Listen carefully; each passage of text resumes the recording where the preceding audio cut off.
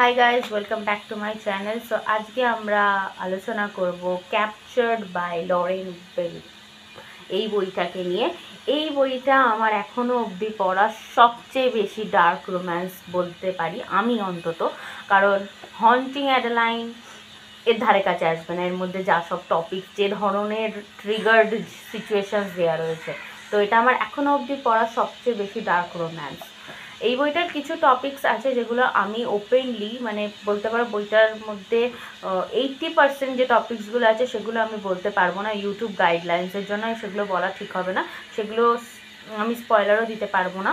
তো সেগুলো তোমাদের অবশ্যই জানতে গেলে এই বইটা পড়তে হবে। আমি জাস্ট বইটার একটা ব্রিফ ছোট সামারি দিয়ে দিচ্ছি যে বইটার স্টোরি কিসের উপর কীরকম সেটা তোমাদেরকে বলছি। আর যদি তোমরা ট্রিগার ওয়ার্নিংসগুলো পড়তে চাও তাহলে এই বইটার মধ্যে যে লেখিকা রয়েছেন লরেন বেল, তার ওয়েবসাইটে গিয়ে তোমরা সেই ট্রিগার ওয়ার্নিংয়ের ফুল লিস্ট পেয়ে যেতে পারবে। তো স্টোরিটা শুরু করা যাক। তো প্রথমেই যে স্টোরিটা শুরু হচ্ছে সেটা হচ্ছে আলেকজান্ডার আর অফেলিয়ার মধ্যে। আলেকজান্ডার হচ্ছে এই বইটার মেল ক্যারেক্টার, আর ফিমেল ক্যারেক্টার হচ্ছে অফেলিয়া। তো প্রথমে আলেকজান্ডারের দিকটা শোনা যাক, কারণ এই বইটা বেশিরভাগ আলেকজান্ডারের পিওভি দিয়েই বলা হয়েছে। তো আলেকজান্ডার এমন একটা পরিবেশ বলো, ফ্যামিলি বলাটা ভুল হবে, এমন একটা নরক থেকে, হেল থেকে বিলং করে যেখানকার কথা আমরা সাধারণ মানুষরা কল্পনাও করতে পারি না। অ্যালেক্সের যে বাবা রয়েছে, আলেকজান্ডারকে শর্টে অ্যালেক্স বলবো, এই বইতেও সেটা বলা হয়েছে। আলেকজান্ডারকে ওর মা অ্যালেক্স বলে রাখতো। তো ওর যে বাবা রয়েছে তাকে সে কোনোদিনই বাবা বলে সম্বোধন করেনি, কারণ হচ্ছে যে তার বাবা একটা মনস্টার, একটা রাক্ষস বলতে পারো। আলেকজান্ডারের যে বাবা, সে মেয়েদেরকে কিডন্যাপ করে, অ্যাবডাক্ট করে, তাদের উপর অত্যাচার করে, তাদেরকে আনফর্চুনেটলি যখন তার মন ভরে যেত তাদেরকে খুন করে ফেলতো। তো এইরকমভাবেই সে আলেকজান্ডারকে ট্রেন করে, এবং আলেকজান্ডারের এক বড় ভাই আছে গানার, সেইভাবে সে গানারকেও ট্রেন করে। কিন্তু আলেকজান্ডার এগুলো কোনোদিনই মন থেকে চায়নি, তাকে জোর করে এগুলো করানো হতো। গানার তার বড় ভাই পুরোপুরি স্বতঃস্ফূর্তভাবে নিজে থেকে এই জিনিসগুলো করতো, আর অ্যালেক্সকে জোর করতে হতো এই জিনিসগুলোর জন্য। কেননা অ্যালেক্স তার মায়ের সাথে একটা বন্ড তৈরি করেছিল, লেখাপড়া শেখা, খেলাধুলা, চেকার্স বোর্ড, এই সব জিনিসপত্র যেগুলো আলেকজান্ডারের বাবার মতে ভীতু পুরুষদের কাজ।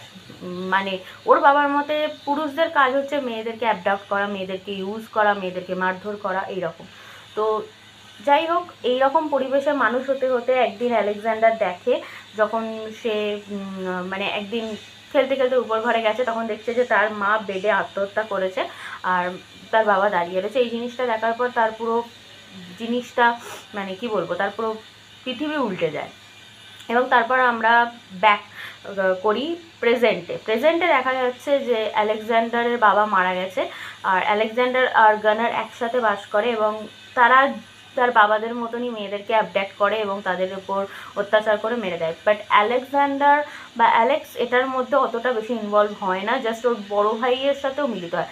এবার এখানে তোমাদের প্রশ্ন হতেই পারে যে অ্যালেক্স কেন সব কিছু সাপোর্ট করছে, ও কেন জিনিসগুলো যদি মন থেকে না চায়, এখন তো আর ওর বাবা নেই, ওর ভয়টাও নেই, তাহলে ও কেন গানারকে স্টপ করছে না। তো এই ক্ষেত্রে এটা ভাবতে হবে, একটা ছোট বয়স থেকে ওর মাথার উপর দিয়ে একটা ট্রমা গেছে। যে কোনো সাইকো বলো বা যে কিছু বলো, সে হঠাৎ করে এরকম হয় না, ধাক্কা খেতে খেতে হয় কিছু ক্ষেত্রে। হ্যাঁ, কিছু কিছু বর্ন সাইকো থাকে, তারা জন্ম থেকেই শয়তান, তাদের কিছু করা যায় না। কিছু মানুষ হচ্ছে ধাক্কা খেতে খেতে মেন্টাল ট্রমা পেতে পেতে এরকম হয়ে যায়। তো সেই রকমই অ্যালেক্সের মাথায় রয়েছে যে তার ফ্যামিলি বলতে এখন একমাত্র তার বড় ভাই তার সাথে আছে, এবং তার সাথে থাকতে গেলে তার এই কুকর্মে তার সাথে সাথ দিতে হবে, নাহলে তার বড় ভাই তাকে রাখবে না। তো এরকম একটা ইনসিকিউরিটি ওর মধ্যে রয়েছে, যার জন্যই ওর বড় ভাইকে সাপোর্ট করে। এবার এই আলেকজান্ডারের যে সার্কেল, তার বাইরে আলেকজান্ডার ডাইনার বলে যে বাইরের দেশের যে জায়গাগুলো হয়, ছোটো ছোটো ক্যাফের মতো ডাইনার থাকে, সেখানে খাওয়া হয়, অনেকটা মাইল দূরে দূরে এক একটা ডাইনার থাকে, সেখানে সে খাবার নিতে যায় রাতের খাবার আনার জন্য। যেহেতু গানার বেশি বাইরে বেরোয় না, ও বেশি এইসব জিনিসে ইনভলভ থাকে, তো অ্যালেক্সই বাইরে বেরোয়, খাবার নিয়ে যায়। সেই রকমই এই ডাইনারে কাজ করে ওফিলিয়া অ্যাজ এ ওয়েট্রেস ওখানে কাজ করে, এবং অ্যালেক্স ওকে পুরোপুরি অবজার্ভ করে, ওকে খুব ভালো লাগে, নিজের মায়ের কথা মনে পড়ে ওকে দেখে। এবং এবার এদিকে হচ্ছে ওফিলিয়ার একটা ব্যাক স্টোরি হচ্ছে যে ওফিলিয়ার মা মারা গেছে, ওফিলিয়ার বাবার সাথে থাকে, এবং ওর বাবার প্রচণ্ড পরিমাণে নেশা করে এবং সেই নেশার টাকা ওর মেয়ের থেকেই আদায় করে। ও মানে নিজে কোনো কাজ করে না, ওফিলিয়া যে টাকাগুলো পায় সেই টাকা থেকে এগুলো চলে। এছাড়াও ওফিলিয়ার বাবা মানে একটা বাবার তার মেয়ের সাথে যেরকম আচরণ করা নয় সেই রকম আচরণ সে তার সাথে করে। তো বলতে পারো যে আলেকজান্ডার আর ওফিলিয়া এরা দুজনে দুটো ব্রোকেন সোল, দুজনেই দুজনের বাবার জন্য ভিক্টিম।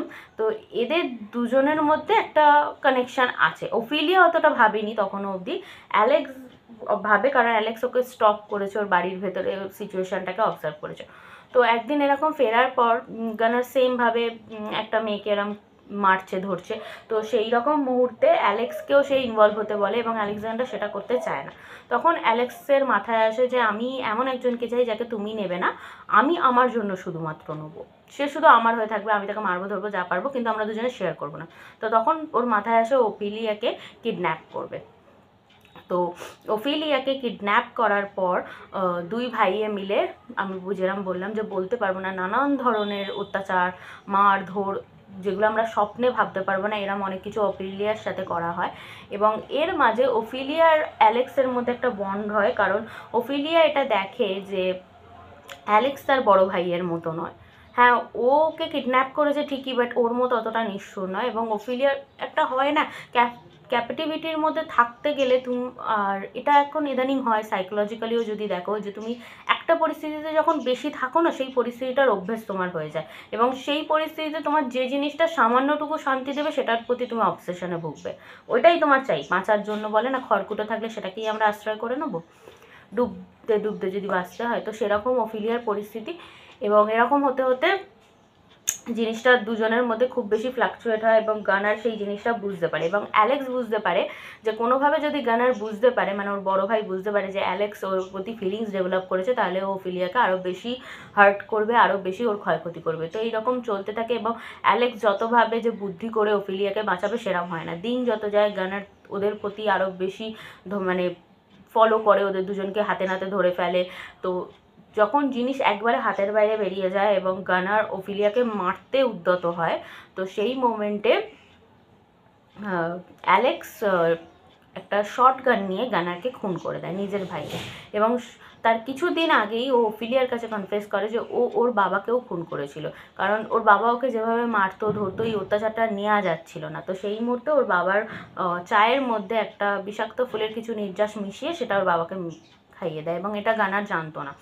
ও ওর বড় ভাইকে এতদিন মারেনি, কারণ ও এতদিন ভাবতো যে ওর মায়ের অংশজাত হয়ে বড় ভাই জন্মেছে এবং যতই হোক ওর বাবা নিষ্ঠুর ছিল আর গানারের হয়তো দোষ নেই, ওকে ওইভাবে মানুষ করা হয়েছে। কিন্তু শেষ মুহূর্তেও দেখলো যে গানার একটা পশু, ওর মায়ের প্রতি কোনো সহানুভূতি নেই, না অ্যালেক্সের প্রতি আছে, ও ঠিক ওর বাবার মতো তৈরি হয়েছে। তো অ্যালেক্স সেটাকেই মেনে গানারকে খুন করলো। কিন্তু অ্যালেক্সের নিজের প্রতিও ভয় আছে যে আলটিমেটলি ওর বাবার ভাইয়ের মতো সেম রক্ত ওর শরীরেও বইছে, আর ও অলরেডি অফিলিয়ার অনেক ক্ষতি করেছে। ওই ছিল যে অফিলিয়াকে কিডন্যাপ করেছিল।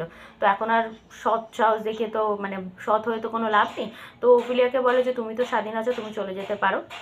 কিন্তু অফিলিয়া এখানে বলে যে না, তোমার মধ্যে আমি একটু হলেও মনুষ্যত্ব দেখেছি, তুমি পরিস্থিতির শিকার হয়েছো, আমি চাই তুমি আমার সাথে ফেরো এবং ফিরে একটা নতুন জীবন শুরু করো। প্রথমে তো অ্যালেক্স এটাকে খুব মানা করে এবং যখন অফিলিয়া নাছোড়বান্দা হয় তখন অফিলিয়া বলে যে তুমি এই পুরো বাড়ি ঘর সব কিছু আগুনে পুড়িয়ে দাও, যাতে তোমার কোনো স্মৃতি না থাকে, আমরা ফ্রেশলি স্টার্ট করি।